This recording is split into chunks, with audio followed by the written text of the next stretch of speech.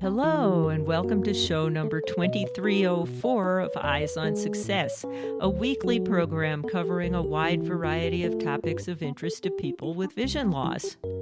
I'm Nancy Goodman-Torpy. And I'm Pete Torpy. The players play as hard as any sighted professional player plays. They run as hard, they hit as hard. And if they could play together, I think the professional sighted player would be amazed at how well a beep ball unsighted person can play. And if you're not familiar with beep baseball, we'll be talking about that today. We'll learn how the balls and other equipment are made, as well as about the surprising connection between beep baseball and the telephone company. We'll speak with John Cruz, lead volunteer for the group that assembles beep baseball equipment right here in Denver, Colorado, and Jay Kelly, chapter president of the Colorado Legacy West Pioneers, which provides most of the volunteer workforce. We'll also talk a little bit about how the game is played, but we did a prior show about 8 years ago in which we focused on the play of the game and just briefly touched on the equipment. But first, for our tip of the week. This week's tip comes from Jay Kelly. Safety. Yes. Because of some of the tools, we have soldering irons, so you have to be careful not to burn yourself. We have X-Acto knives to cut around the pin after the ball is completed. So safety, always. For the volunteers who make the equipment and for the players who use it. Correct. Support for Eyes on Success is provided by APHConnectCenter.org, empowering people toward independence and success by providing blogs, information, and resources for individuals of all ages who are blind or visually impaired.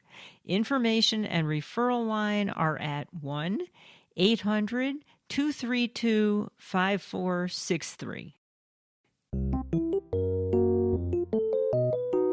You are listening to Eyes on Success. Success. Let's start by meeting John and Jay.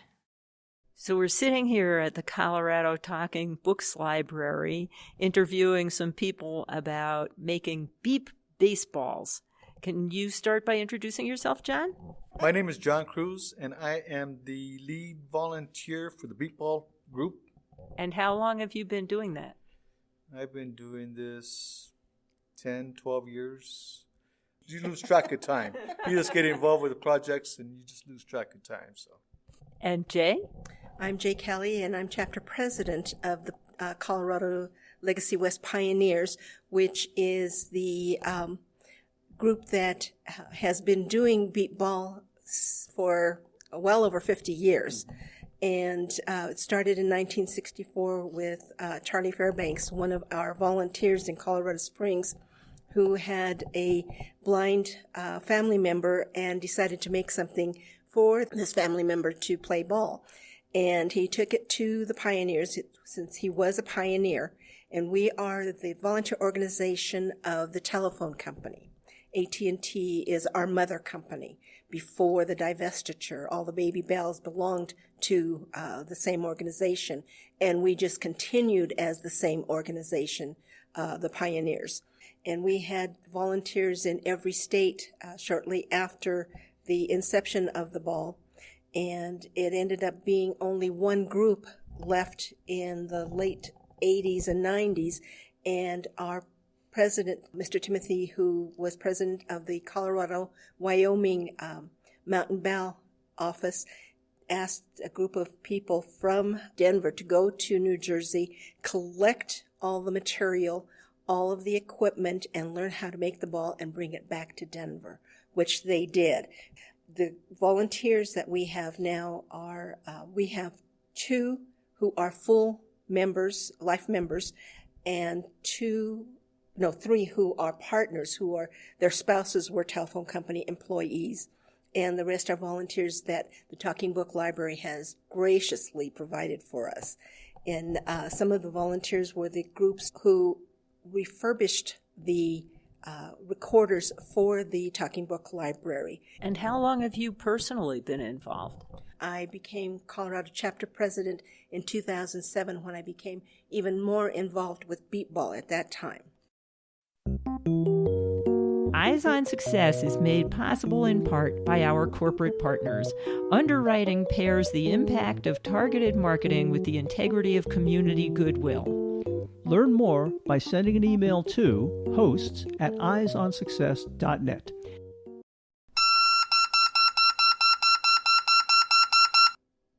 That was a beep baseball right after pulling its pin.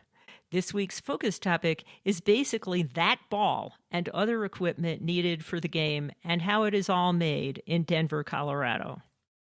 I'm guessing that many of our listeners are familiar with beep baseball, but for those who aren't, can you describe what this game is all about and how it works? It's a way of making essentially baseball accessible to people who can't see. Beep baseball is, a lot of people take it as a child's game. It's not. This is not a child's game. This is a game for adults. And it's basically what we do is we start with the regulation size softball. We then remove one flap and drill a hole in the ball that is large enough to hold a cylinder. And inside the cylinder, it's got the batteries, it's got the speaker.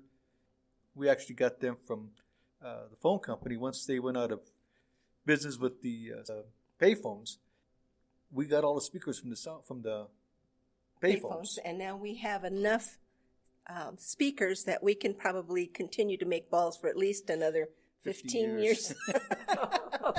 Well, thank you to the phone company for the demise of the payphone. Yes. Okay, the game, like I say, it's a regulation size softball, and it beeps. That enables the batter to hear the ball and be able to hit it with regular bat. But they can use wood or they can use metal, whatever they prefer to use. And the pitcher, the catcher, and the batter are all on the same team because they practice together. And the pitcher and the catcher can see. Yes, the pitcher and the catcher are sighted, the batter is not. And some of you are visually impaired can actually see shadows.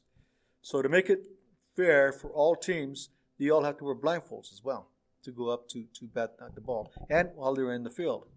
And in the field, there are 6 players from the opposing team. And behind the 6 players, there are 2 people that are sighted. The fielders are numbered 1 through 3 on the right side, 4 through 6 on the left side. And behind them, like I say, there's 2 sighted people.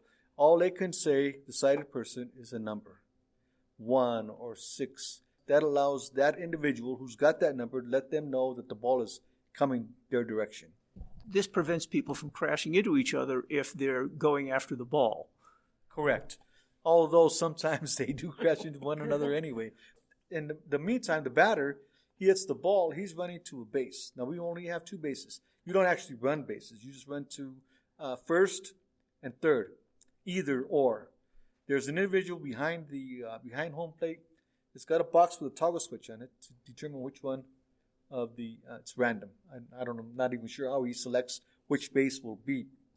But using that toggle switch, he'll toggle it either to the left or to the right for one of the bases to start beeping. And then the batter will run to the base.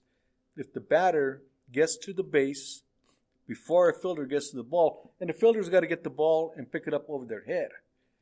But if a batter gets to the base before the fielder gets to the ball, it's a run. If the fielder gets to the ball and holds it above his head before the batter gets to the base, it's an out. That's how they play the game. For specialty equipment, you use regulation bats, you use specialty balls, specialty bases. What else is special, and which of these do you guys make? Well, currently, we're making the balls, the chargers, and I would guess we're still making the bases. I'm still trying to purchase a beeping or sounder for the bases, which now, because of the pandemic, a lot of supplies have gone. They're no longer being produced by some of the manufacturers that we had, and I am still trying to locate one that'll work. I have found some, but I haven't been able to get it to the individual that he can test it to see if it'll work. If it works, we're back in the base business, because the base is about 48 inches high, and it's got similar to what the ball is. what's inside the ball, but it's got a different sounder, different speaker. Although the beeping noise may be similar. It's a little bit different because that way the fielders and the runner knows that there are different sounds. When the players are playing, there can not be any sound in the field because it detracts from the beeping noise of the ball or the base. So if a plane flies overhead or if a large truck goes by and it's rumbling, they will stop play until that noise goes away so that they can then hear the beeping of the ball. So they'll resume play at that time. We learned that very quickly when we went to the World Series tournament. We went to the first game and somebody hit the ball and we started to clap and everybody else said, shh. And we figured that out. Yes. You can cheer once the play is over. Either the runners reach the base or the fielders picked up the ball. Before that, you have to be quiet. You talked about how runs are scored and how the scoring and outs are done. What about when you're pitching and you call balls and strikes? That's a little different too in this game, right? Well, it's similar to regular ball. There is an umpire. Stands, of course, behind the catcher. And the umpire will determine whether or not it's a strike or a ball or whatever. And they only get 3 outs, but I'm thinking they get 4 strikes. Mm-hmm. Have either of you ever tried playing this game with your eyes closed or blindfold? No. As we were setting up the interview, you were telling us how widely these balls are distributed that you guys make. Can you give people an idea of how big of a global reach this is? You get parts from all over the world and you distribute these balls all over the place. Correct. A lot of our supplies come from, we get our balls now are coming from Vietnam. The batteries that are used inside of the balls are purchased from Germany. And I have been shipping to, there's a number of states here in the United States, to Taiwan, Costa Rica, Canada.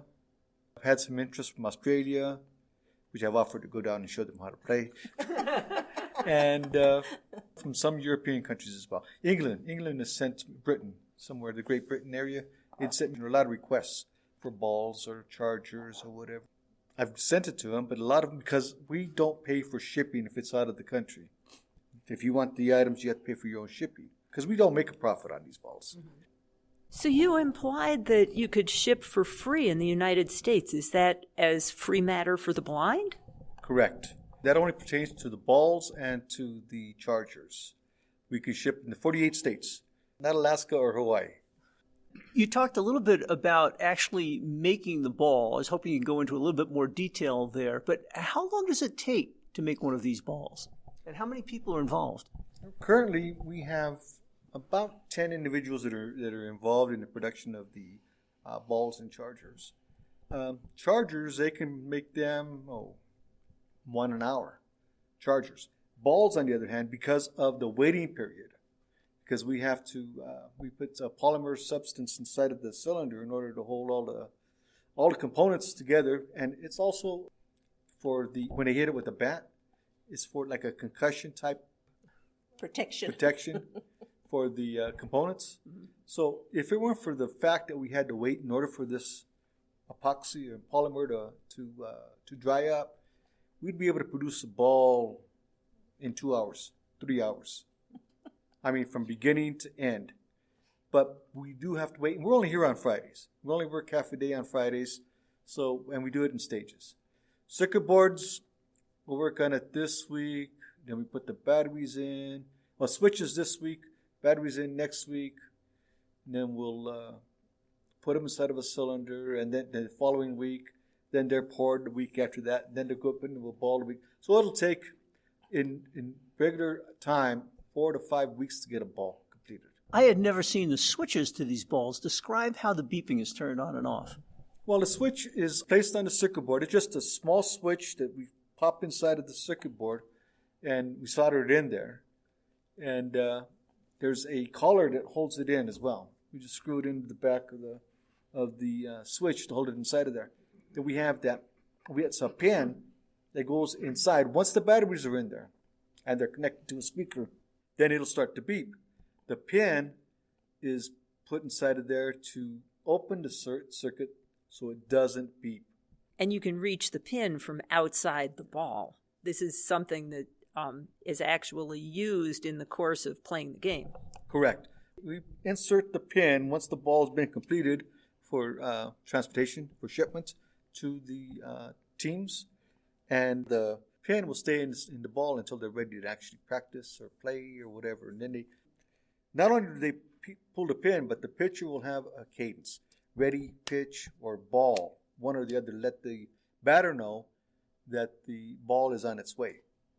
How about the batteries? They don't last forever. Can you recharge them, or do you have to take apart the ball and put in new batteries?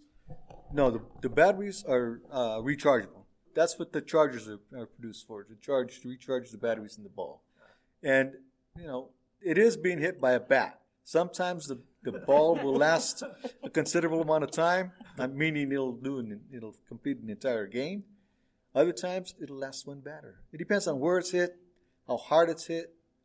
So, and then whether or not all the components inside were protected well enough. We hope to do it all good, but not always. There's a lot of times that we do run into problems with the balls, and they usually use a dozen balls in a game. So you guys are really providing a great service here. Some of the parts are being donated, like through the phone company and all, but you're donating all your services to keep the cost of these balls relatively low, because they're not cheap to produce and send around. That's correct. And the only thing we received actually from the phone company, other than some of the grants, are the speakers. Beyond that, we pay for all the components. We pay for all of them. Everything that goes inside of the ball or the bases, we pay. And several years ago, we were able to produce the cylinders ourselves. We were able to send people up, where it was a company who volunteered, or not volunteer, but they donated their equipment so we can produce our cylinders. We sent 2 guys out there to produce the cylinders, and it was all free, basically. We get the plastic for free and everything. Now, in the last 4 years, we had to have them Find a company that would provide the cylinders for us. So now we have to pay for the cylinder as well as pay for the plastic that they're made of. We don't usually discuss cost on this show, but this is kind of interesting. So you purchase huge boxes of regulation softballs. How much do they cost? And then how much do you actually sell the finished beep baseballs for? Currently, the ball completed is right around $37, almost $38 for one ball. And relative to the regulation softballs that you start with, what do they cost? Regulation softball is probably $8 to $9, but then because of all of the electronic components and everything else that we've inserted, it's about $37 and change. And that includes all the laborers volunteer and the spaces donated by the Colorado Talking Books Library. So Correct. You're really keeping it down. There is no charge for labor. And there's no charge for actually nothing, just the components. And currently, it's $37, almost $38 for a ball. We sell them for $35. So we're losing on each ball. But we are making some, not a lot, but we are making some money off the bases and the chargers. But we sell more balls than we do anything else. We rely on a lot of the grants that the phone company will give us, and we have a lot of individuals out there that like what we're doing and will actually donate. They'll purchase a ball, like I say, it's $35. They'll purchase a ball, and sometimes they'll send us a check for $75, $100, so we can use that for whatever else we need. I hope there are donuts involved for the volunteers. Although seriously, I guess this is very rewarding for you guys to be doing this, and it's a great social outlet too. It is. It is. I think the guys come down here more for just to be with the camaraderie, the individuals that are here, than to actually doing. Well, they do enjoy doing the volunteer work and helping out the visually impaired, but it's more the camaraderie where they get together and we laugh and joke and tease one another and what have you. But we do have a good time while we're working on the balls. Yes, and the Pioneer motto is, we'll work for donuts. Yeah. Any volunteer project that we do, if we know it's going to be over an hour, donuts are generally provided for the volunteers. Well, I have to say, when we walked in this morning, it was 10 o'clock in the morning, and that box of donuts was nearly full still. So there's a lot of self-control going on. There is. We had a member, George. He passed away, unfortunately, in 2018. But anyway, he would come in. George used to be our pourer, which pours the polymer. And I had purchased new T-shirts because someone was coming to do an interview for the Beat Ball. Right. 5 minutes after George got here, his was full of glue. From the polymer. So we gave him another shirt to put on. We did the interview. 5 minutes later, George was full of glue. But George would always have a donut before he got started, do half the pour, come out, have another donut, go back and finish the pour, and come back and have another donut. 3 or 4 donuts. And George was probably, 100 pounds? Probably. He wasn't very big. No, he was about 5'6", 5'7", and about 100 pounds. But he ate those donuts like... I know. But he was a heck of a worker. He was a Yes. heck of a worker. I mean, he would do his work as far as pouring the polymer substance into the cylinders, getting them all ready for the rest of the guys to do what they needed to do. So he would do that constantly. Well, it sounds like you guys certainly have a fun time doing this, and it is a great service that you are providing for lots of visually impaired people around the world and around the country. Yes, it is. And the volunteers, we would be nowhere without our volunteers. And as Legacy West, which is our group here in the Denver metro area in Colorado, we have probably nationwide well over 500,000 volunteers for all the telephone companies, including Canada, which is Mountain Bell and all the Baby Bells that are still in existence. They are all members of the Pioneers, and we all do any type of volunteer work. You have docents at libraries, at zoos, at museums. They work in hospitals. They work in the schools as teachers' aides, as wherever help is needed, we have volunteers. I understand your very first volunteer was someone we might have heard of. Alexander Graham Bell, yes. And he went to our first conference in 1911, our first annual conference. And that was held in Boston. You are listening to Eyes on Success. Success, success, success, success, success. Now, for this week's final item, how to learn more about Beep Baseball, both the game and the equipment, how to find a team, how to volunteer, and how to contact John Cruz and Jay Kelly. So if people are interested in finding out more about your organization and possibly volunteering to make Beep Baseballs, how can they do that? Well, we do have, there's a website with the Pioneers, and I think they're going to put the Beep Ball. Right. It's under LegacyWestPioneers.org/Colorado.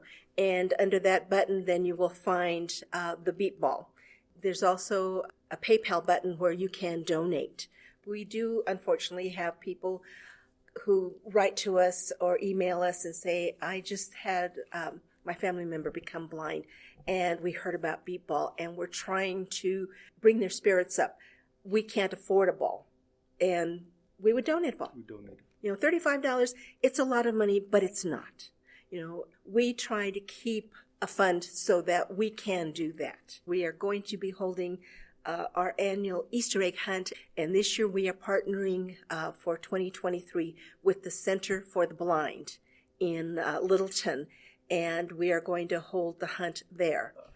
We have 2 hunts going on at the same time, one for visually impaired children and one for their siblings. I assume people can find out information about the Easter egg hunt on your website if they'd like?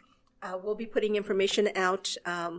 Right now, our schedule is for April 1st at the Center for the Blind. We invite all the metro area children to come to the hunt. We get our list from the Talking Book Library and send out from that. In Colorado Springs, we work with the School for the Deaf and Blind, and they have a hunt on their property, and we provide the baskets for them as well. If somebody wanted to know more about Beep Baseball or how to get involved as a player, do you know the contact information for the umbrella organization? The National Beep Ball Association, and they're the ones that hold the teams. But right now it's just the National Beep Ball, NBBA.org. Get on the internet and try that if you're interested in joining a team. If you're just interested in product, purchasing a ball or whatever, you can contact the Beep Ball organization directly. And that's beepball@legacywestpioneers.com. Then if you're looking to volunteer, contact Terry Marcotte at the Colorado Talking Book Library. And she's the one that provides the volunteers for us here at the library. Is there a phone number? They don't necessarily need to call Terry, though. They can contact me directly. How would they contact you? Email site at beepball@legacywestpioneers.com or a phone number 720-331-7938. In addition to their main website, the National Beep Baseball Association, or NBBA, also has a Facebook page at NBBA Public Relations, and they're on Twitter at NBBA. And as usual, in case you missed any of that in the audio, you can find it in the show notes associated with this episode, episode 2304, at our website, www.eyesonsuccess.net. We'll also have a link to the previous episode in which we talked more about how beep baseball is played. And you know, beep baseball can be not only a great sport to keep you in shape, but also a great way of socializing with other people. We've done many episodes of Eyes on Success where we talked about sports and group activities. And if you're looking for those episodes, just use the handy search tool on our website and put in the term sports or any particular sport, and you'll be able to find links to the audio and show notes of those episodes. And of course, we always like getting suggestions from our listeners. If there's a sport that we haven't covered that you're interested in, just send a note to hosts@eyesonsuccess.net and let us know. That's it for show number 2304. Next week on Eyes on Success, we'll be talking about the Orbis Flying Eye Hospital. Vision impairment affects many people around the world. Unfortunately, it is difficult to reach and treat those who live in remote areas. We'll talk with Maria Montero, an ophthalmologist and Assistant Director of Clinical Services of the Orbis Flying Eye Hospital, about how their model addresses that problem. Thanks for joining us this week, and we hope to catch you next week. You've been listening to Eyes on Success, hosted and produced by Nancy Goodman Torpy and Peter Torpy.